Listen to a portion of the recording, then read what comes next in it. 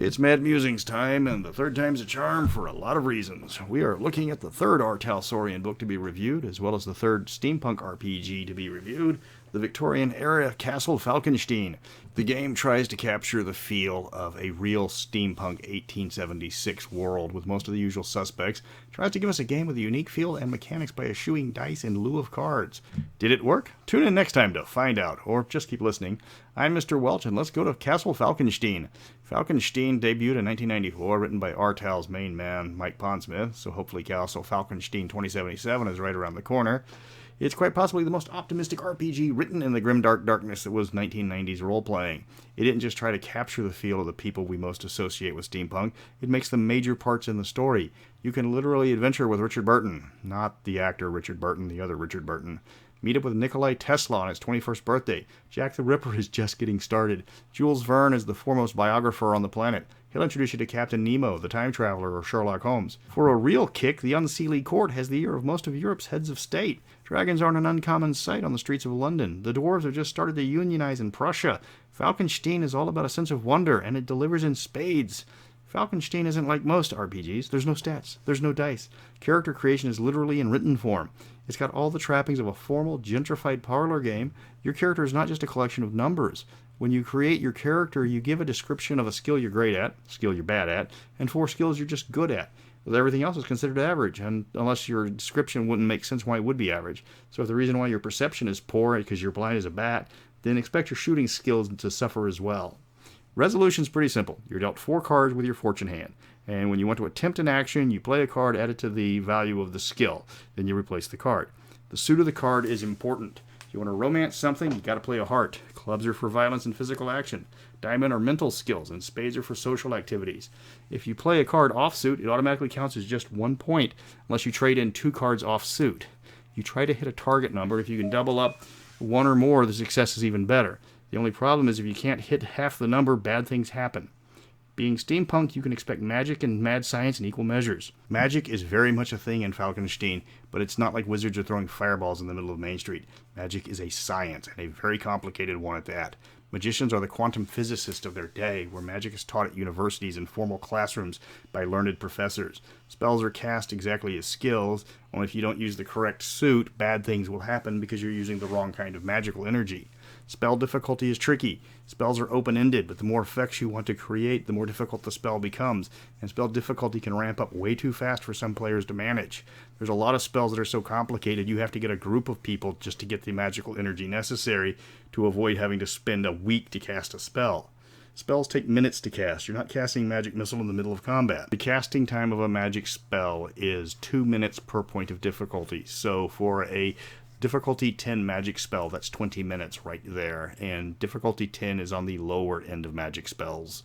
The steampunk device creation is far more expansive than similar RPGs. There's 3 types of devices you can create: gadgets, anarchotech, and infernal devices.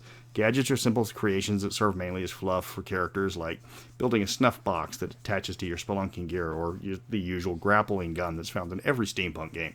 Anarchotech are anachronistic technologies, so things like cars, motorcycles, and answering machines are possible in 1876. Anything that's still years away in real time is considered anarchotech. The vehicles are built almost like spells. The more bells and whistles you put on your device, the longer it takes to build.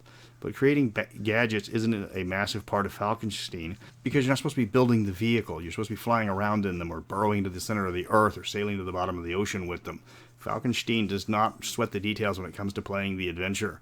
The world of Castle Falkenstein is pure Victorian fantasy. There's a lot of real-world rulers that the party will have to deal with. King Ludwig the Mad rules over Bavaria, or Bayern in this world. His chief rival is Otto von Bismarck of Prussia, who's building up the world's greatest steam-powered army the world has ever seen. Napoleon III rules France, while across the ocean the U.S. is still rebuilding from the Civil War, while Native Americans have unified into their own nation. Every nation has its own magic and its own inventions. War is a constant threat no matter what nation you live in because war is profitable to some, and money is what drives decisions. There are non-human races available. Most of them have so many drawbacks, playing them is just complicated. You've got multiple forms of fairies. In fact, the machinations of the Unseelie are what kick-started the Industrial Revolution. They're driving human inventors to keep turning out inventions and weapons to try to spark a war between the fairy and the mortals. Dragons are a rare character option, but their size and anatomy make it quite difficult for them to function in mortal society. Then you've got the dwarves, which have very little in the way of drawbacks, except for their feet are that or a bird's foot. Don't mock dwarves on their bird feet. You will live longer that way. On the non-human races, dwarves are the most playable. The game mechanics are pretty unique for an RPG, and it's essentially all skills. Advancement is similar to the old Traveler mechanic. If you want to raise a skill, the Game Master is going to tell you what you have to do to raise it.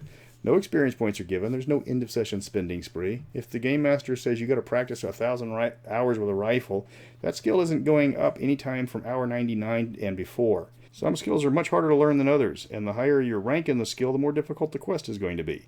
You can start with better skills at startup, but for every point you raise a skill, you lock in another skill at the lowest level. You're not going to win that trade-off.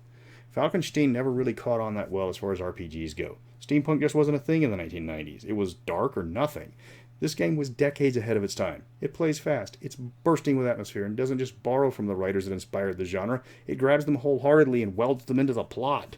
That's where the game succeeded where other steampunk failed. It didn't shy away from its source material. It didn't try to repaint Jules Verne's works. It made them part of the story. It didn't shy away from the ugly parts of the era. Slavery is just now freshly dead in the U.S.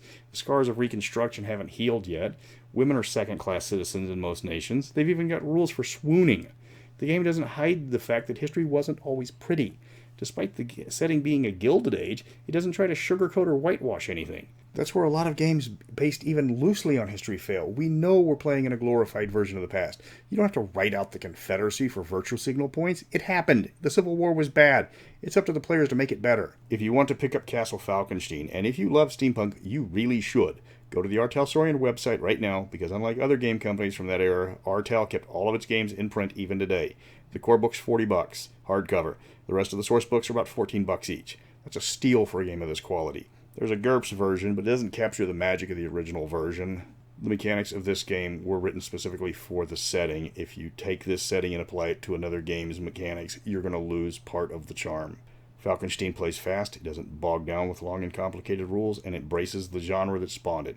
This is the granddaddy of steampunk RPGs, and it hasn't aged a day. And this is coming from someone who is not a big steampunk fan. If you like steampunk and you want to play a really good game, the name of this game is Castle Falkenstein. That's going to wrap up Castle Falkenstein. The rules are simple but encompassing. The background is fantastical but doesn't try to hide the ugly parts of the age. It takes the best parts of all the books, movies, and folklore of its age, merges it into something magical.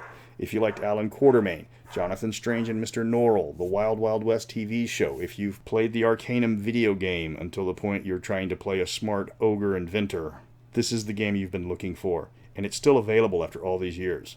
Next time I'm going to keep with my timeline and go into Dungeon Crawl Classics, a relatively new OSR title that has got a ton of supplements and adventures. But until then, remember to reverse the polarity of the neutron flow.